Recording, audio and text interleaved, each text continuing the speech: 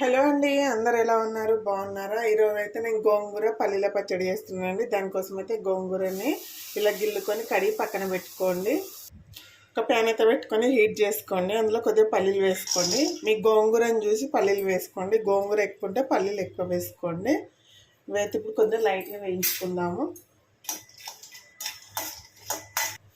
పల్లీలు అయితే లైట్గా వేగినాయండి. ఇప్పుడు కొద్దిగా ధనియాలు వేసుకుందాము. కొద్దిగా జీలకర్ర వేసుకోండి. ఇందులోనే కొద్దిగా కలర్ చేంజ్ అయ్యే వరకు వేయించుకోండి. వీటిని అయితే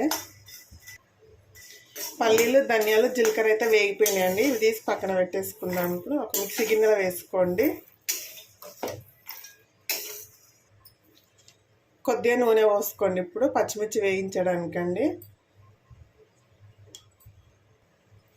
ఒక 10-15 పచ్చిమిర్చి తీసుకోండి.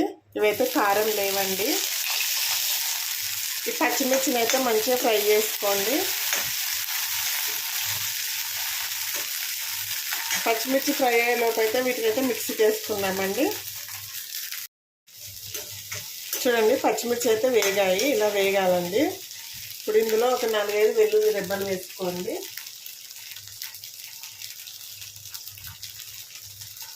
నాలుగు వెల్లుల్లి రెబ్బలు వేసుకోండి.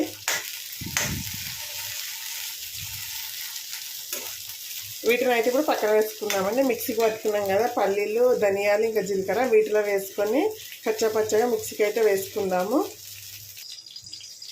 ఇదే నూనెలో శుభ్రం చేసుకున్న గోంగూర అయితే పెట్టుకోండి.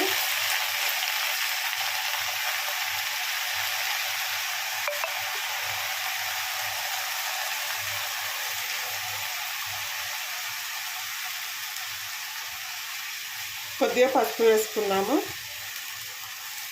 ఈ గోంగూరను అయితే మూత పెట్టి బాగా మగ్గించుకోండి.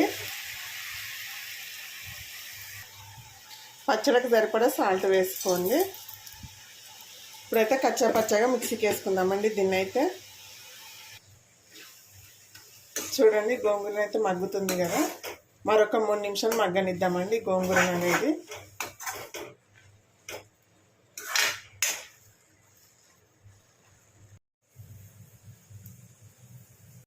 చూడండి, మిక్సీకి అయితే ఇలా వేసుకోండి. పచ్చిమిర్చి, పల్లీలు, ఇంకా జీలకర్ర, ధనియాలు ఇట్లా. చూడండి, గోంగూర అయితే బాగా మగ్గిపోయింది కదా. ఇప్పుడు స్టవ్ ఆఫ్ చేసేసుకుందామండి. కొద్దిగా కొత్తిమీర వేసుకోండి. ఇందులో బాగుంటుంది. స్టవ్ అయితే ఆఫ్ చేసినాను. ఇది చల్లారినాక మిక్సీలోకి వేసుకుందామండి.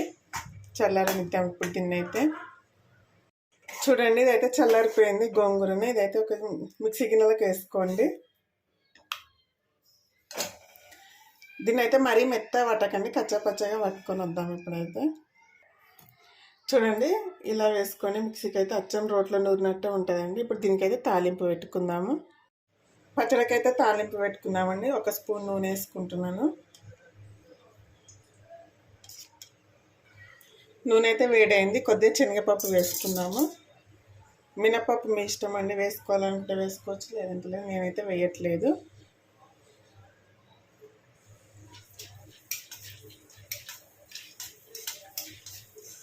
శనగపప్పు అయితే మంచి కలర్ రావాలండి, అప్పుడే టేస్ట్ ఉంటుంది పంట కింద వండినప్పుడు. కొద్దిగా ఆవాలు వేసుకోండి. కొద్దిగా జీలకర్ర వేసుకుంటున్నాను.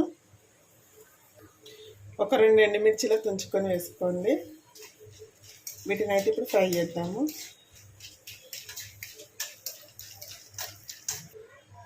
కొద్దిగా కరివేపాకు వేసుకోండి. కొద్దిగా ఇంగువ వేద్దాము. పచ్చళ్ళల్లో చాలా బాగుంటుందండి ఇంగువ ఫ్లేవర్ అయితే. 1/2 టీ స్పూన్ పసుపు వేసుకుందాము.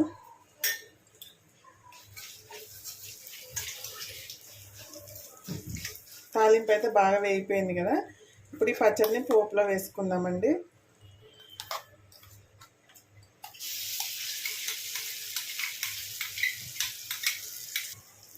అంతా బాగా కలుపుకోండి. ఇప్పుడైతే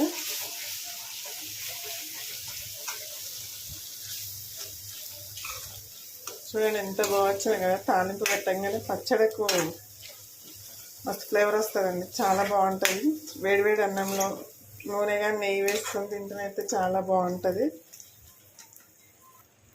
పచ్చడి అయితే రెడీ అయిపోయింది. వీడియో కనుక నచ్చినట్టయితే ఒక లైక్ చేయండి, షేర్ చేయండి, అలాగే మన ఛానల్ని సబ్స్క్రైబ్ చేసుకొని సపోర్ట్ చేయండి ఫ్రెండ్స్. ఓకేనా మరి, బాయ్.